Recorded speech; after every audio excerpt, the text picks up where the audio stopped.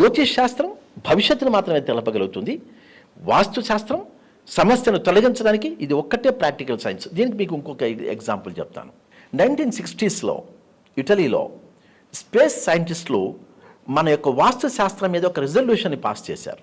ఈ భారత వాస్తు శాస్త్రం ద్వారా మనం చాలా మిరాకిల్స్ని మనం సంపాదించవచ్చు అనేటువంటి ఒక రిజల్యూషన్ కూడా ఉంది.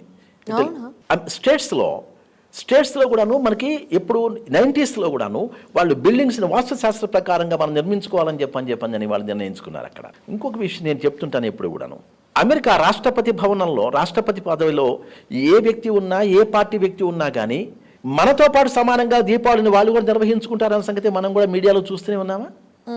కాబట్టి ఇవేంటి మనకి విలువలు ఇవన్నీ సత్యమైనవి, మనకి విజయాన్ని చేకూర్చడానికి ఈ వాస్తు శాస్త్రం మనకి ఉపకరిస్తుంది. కాబట్టే మొత్తం ప్రపంచవ్యాప్తమైంది ఇది.